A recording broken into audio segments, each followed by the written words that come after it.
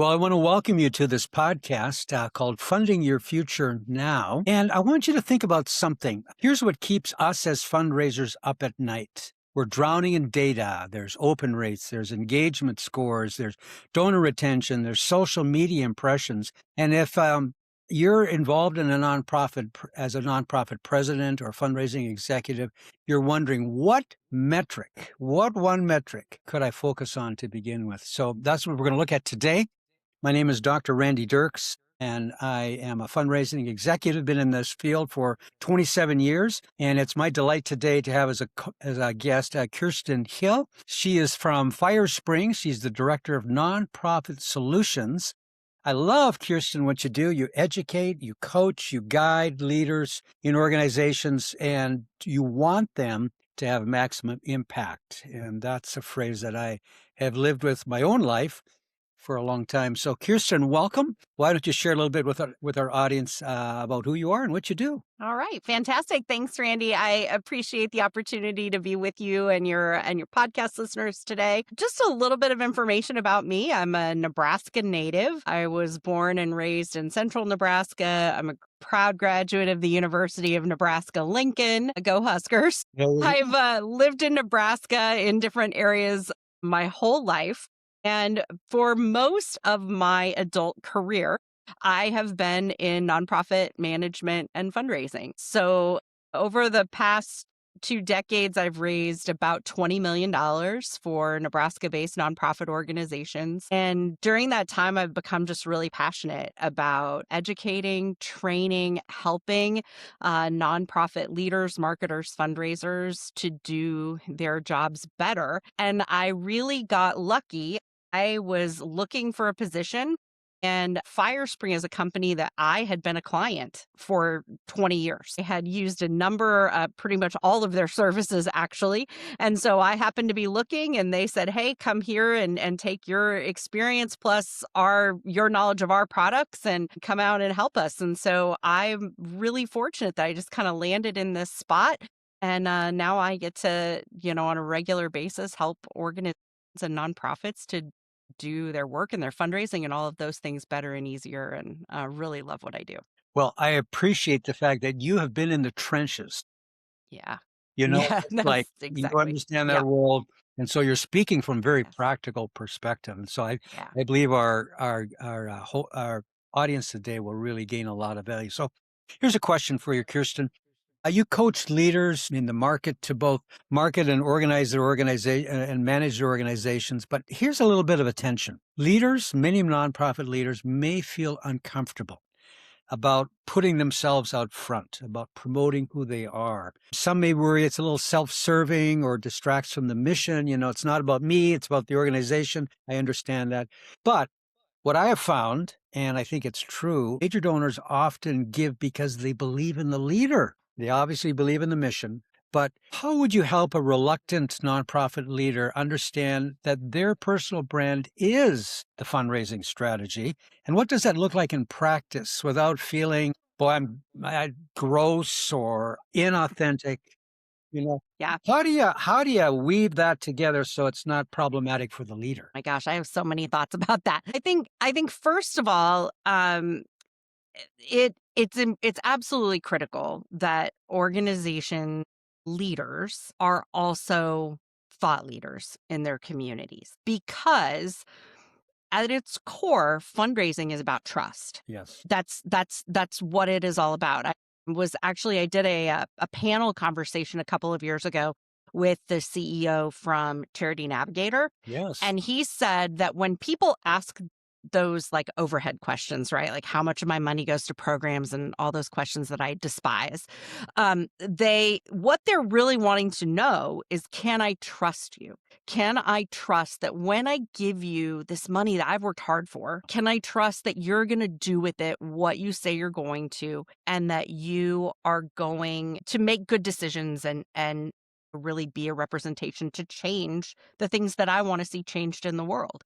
And so I think that expressing leadership and personal characteristics is all about instilling trust and gaining confidence among the people who support your organization. And I think I can think of organizations where I may love the work that they do as an organization, Hmm. but I don't necessarily like the people who are running the organization. Very true. And when that is the case, I think donors will choose to put their money elsewhere. So while it may feel a little odd to promote yourself, I think that you have to establish that credibility, the fact that you understand the work. You have to really demonstrate that you know how to create change, because we really have to instill that trust and that confidence in donors. And I think the most successful organizations that I have either worked with, been a part of, or observed as a bystander or as a supporter are those organizations that have a strong front person, right? They have a Right. strong leader. Our here in Lincoln, Nebraska, our children's zoo for years had a president and CEO that was just frequently everywhere. And people trusted him. They Mhm. trusted his information. They trusted his knowledge. At one point, he was, there had been a survey and he was like one of the most trusted people in the community Okay. because, but at the same time, not only was he trustworthy, but he really kept the focus on the work. So Yeah. I think it is really possible to find that balance where you are keeping your focus on the work, you're talking about the impact, you're talking about how people can be a part of working with you to solve problems and doing all of that while you're instilling trust. And you can be the face, but also keep the focus on the work.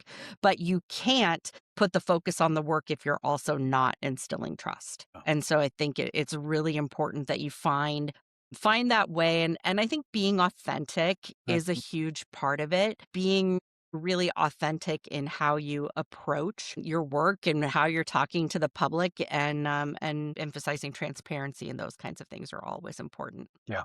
Well, you mentioned the word confidence, and that is so true. And I want to make a little distinction, and you did it also, between a Mhm. person who has a healthy confidence and somebody that Yeah. slips over to arrogance.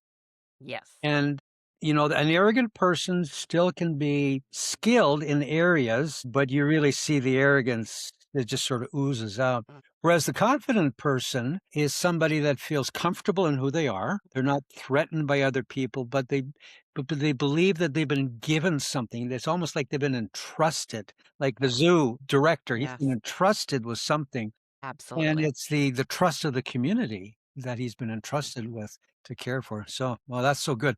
Okay, we're going to talk about maximizing impact, the metric. Okay.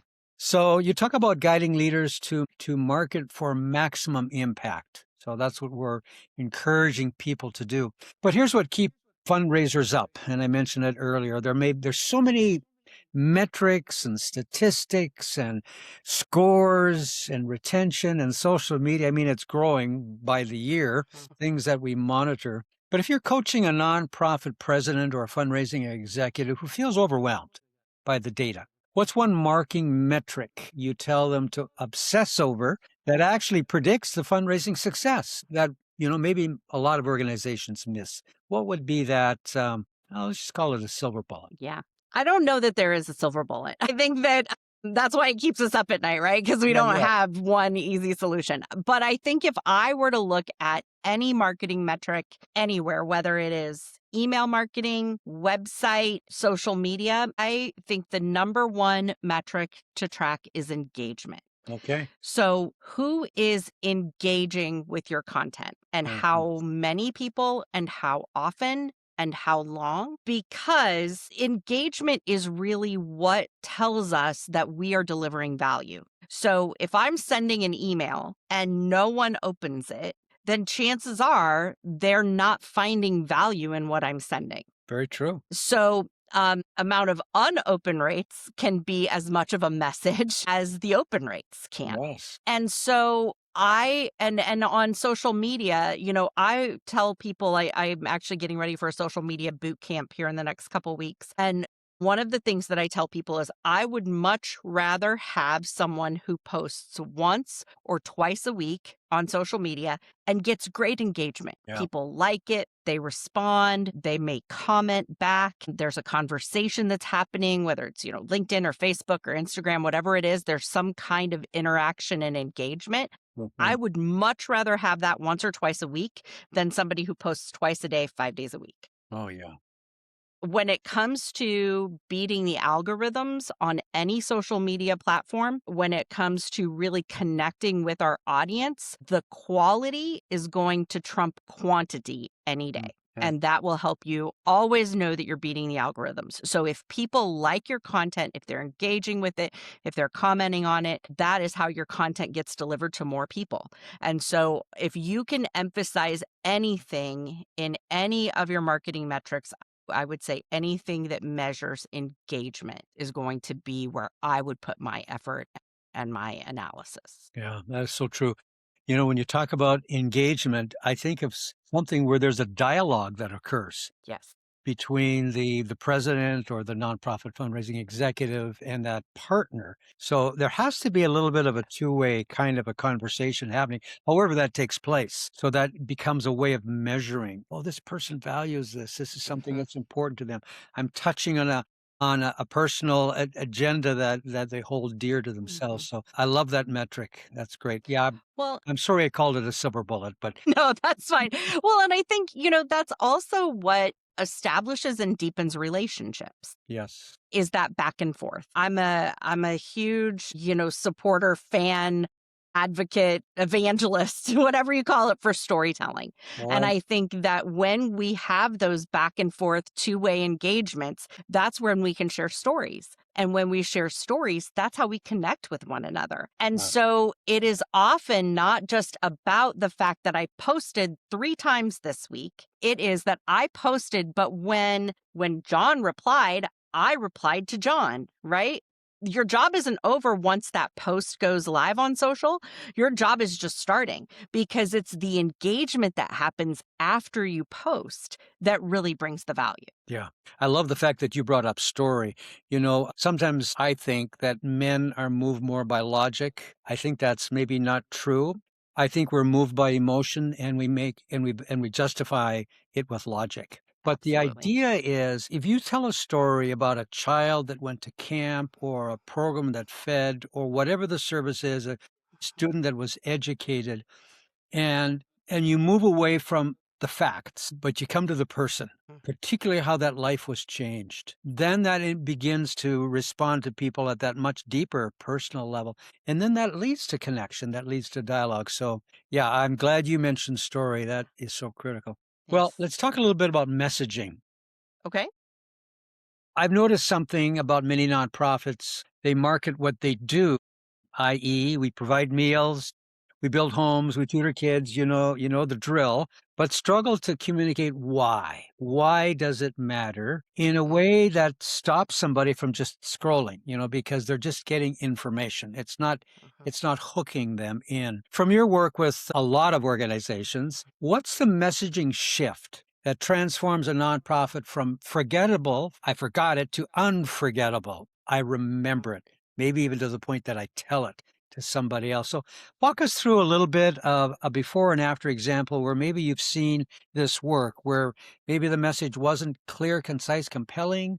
There was an intervention, and then it started to really more connect with the Sure. partners that are out there. Yeah. So, a couple of things about that. I think, first of all, the one thing that I really, my ears caught on as you were talking is we do this, we do that, Yeah, we.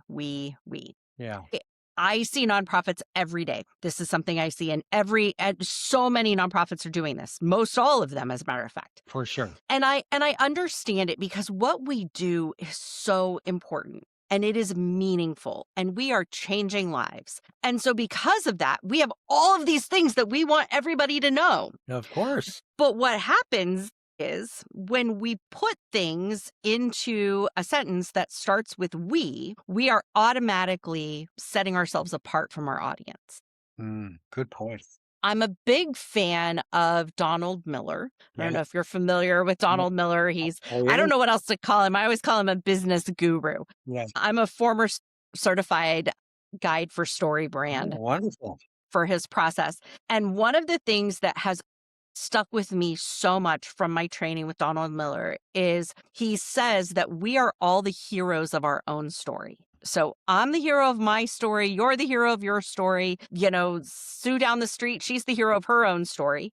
And so when we put out information as nonprofit organizations that is focused on our audience says, well, good for you. That's great. Look at you. Yeah, really. But they don't see where they fit into the story. So And true. so I think the first thing that we have to do is get rid of the we's and find ways to make our stories appeal to broader audiences and to bring them into the work. The second thing that we have to do is we have to really be intentional about drawing the lines from the work to the impact. It makes perfect sense to us because we live this work Yeah, every absolutely. day, right? So I understand it. I get it. But someone else doesn't. So for instance, I was the executive director for the Lincoln office of Big Brothers Big Sisters. And it's a national mentoring program. And one of the things that we really were trying to emphasize is how having mentors as a child created stronger communities. Yeah. And so one of the things that we started talking about was children who have mentors attend school more frequently. There's statistics back it up. Yes. They are less truant. Kids who are less truant have increased graduation rates. If Right. they're in school, they're more likely to graduate. Kids who graduate have an increased earning potential over their lifetime. For sure. And so when we provide students with a mentor, we are actually creating healthier, wealthier communities. We're Yeah. creating stronger communities. We are creating generational change by getting kids graduated from high school and having a greater likely and lifetime earning potential. And so I could just say mentoring is great. We want every kid to have a mentor, but it's really about more than that. But if Yep. I don't talk to people about how that process works, and if I don't share a story of a student who was having trouble getting to school and those kinds of things, but they talked to their mentor and they came up with solutions and they ended up, increasing their attendance rates. And as a result of this years of mentorship, they graduated from high school and now here are the great things that they're doing with their life. That is a very different conversation. Isn't it? Yeah. Yeah. So true. Yeah. And I think Donald Miller talks about once you share the plan, you talk about what success is, which you just described. Yep. But Yep. you can also say, hey, if this mentoring does not happen, here are the consequences of where Yes. that person's life could end up. And people know that. They see the consequences of lack of education and what that actually means in somebody's life. So that's great. I love how you frame that. Yeah. Awesome. Okay, the last question, and then we'll get a few personal ones at the end, is what we call Okay. the workshop question. Okay, here's something I'm curious about from the workshops that you've been doing. When you're in a room full of nonprofit leaders teaching marketing strategy, what's the one question or objection you hear most often from them that reveals they're thinking about marketing completely wrong? They're confused about what marketing, and once it gets reframed for them, so they really capture it, what becomes possible that wasn't potentially possible before? What's that shift like? So I would say the number one response that I hear or objection is, and this is really for everything, not just marketing, but for everything. There's not enough time. There's not enough money. There's not enough staff. And for marketing in particular, I hear we can't prioritize marketing or our board doesn't want to prioritize marketing because it's not programmatic. Right. And my reframe for that is that marketing is a necessity. Uh, And it is, at the end of the day, an investment in your mission. Right. One of the things that the 990 and the admin ratios don't talk about is the fact that even though those monies are being invested in the organization and not direct service, all of those efforts are still promoting the mission. Mhm. All of those efforts are still working to the end goal of whatever, cause or issue it is that you're trying to solve for. And so I think the real questions that we should be asking are, does the board understand the strategy? Mhm. Do we have a website, for instance, that reflects the maturity of our organization? Are we putting forth the things that instill that donor confidence and donor trust? Are we underinvesting in our infrastructure at a great cost to, the stability and future of the organization? Cool. And so I think once you really start to reframe that, you really start to see that marketing isn't fluff. It isn't something that would be nice to have. It's about capacity building. It is about multiplying our mission. It's about instilling donor confidence, gaining donor retention, growing and stabilizing the organization for the future. And I think that when we shift the conversations from how much does this cost to what is the return that we'll have on that investment, then marketing starts to look like a much better deal. And so, it really is about changing the way that we're thinking about marketing as something that would,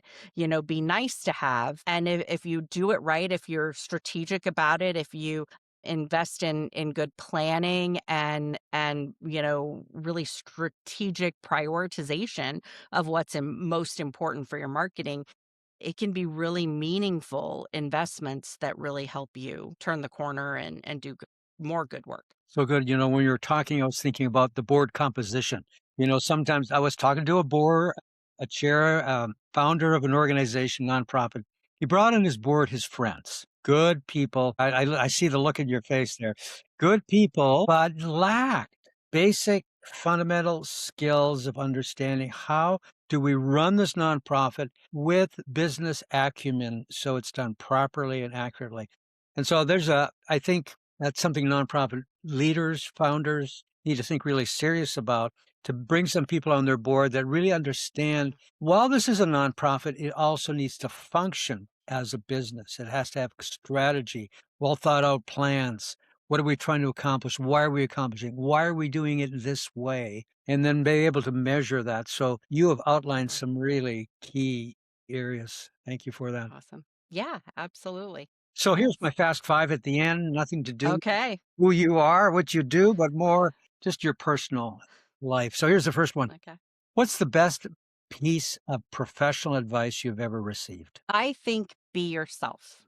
Okay.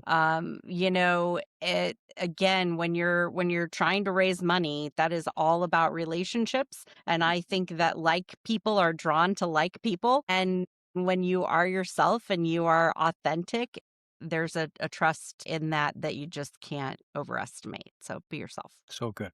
Question number two. What's a daily habit you cannot live without? Well, lots of people I'm sure are coffee drinkers. I Right. am not a coffee drinker, but I have a very, very bad diet Pepsi soda habit. Okay. So I wake up in the morning, go to the refrigerator and open Mhm. my bottle.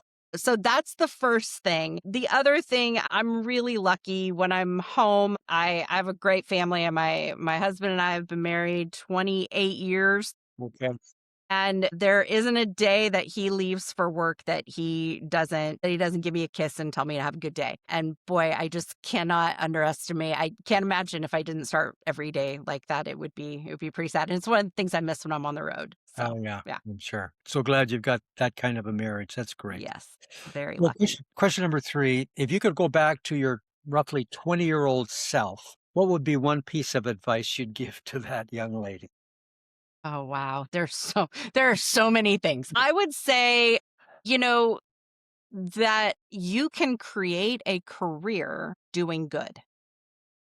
Okay. I didn't really ever have anyone tell me when I was growing up that there was a whole industry, there was a whole career field focused on doing good. And so I kind of fell into nonprofit work. It wasn't something that that I sought out. I literally just kind of happened into it. And I've been able to have a really great life and a really good, a really good living and great professional fulfillment because I really have been able to focus on work that matters beyond more than just the bottom line. And it has been incredibly fulfilling. Wonderful.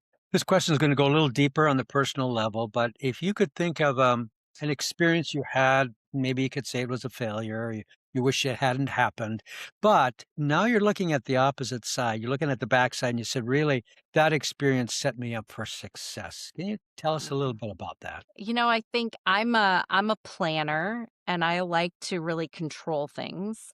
And I look at times in my life when I haven't been able to control things, Mm, losing jobs because of mergers, losing jobs because of, global pandemics.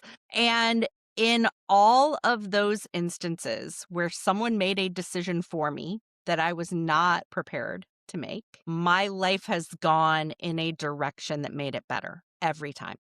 wonderful. Um, it really is, it is remarkable. When I did a stint for a while as a pharmaceutical sales rep. And when I left that business, I went in and I really focused on marketing for a few years and I was Right. able to get marketing skills. Then I went back to nonprofit and I took those marketing skills that I wouldn't have had otherwise. Yeah. And I was able to apply them to nonprofit. And then did a few nonprofit jobs, and when I lost my job as a development director, I ended up at Firespring because I had fundraising, nonprofit, and marketing experience. So, again, all of those times, those were not things that, those weren't decisions I made. They were made for me, but really set me up for success. And I would also be remiss if I didn't say that I've been really lucky to build a great community of people around me. Mm, And so having great connections and just really good humans in my life has also made those transitions easier as well. yeah.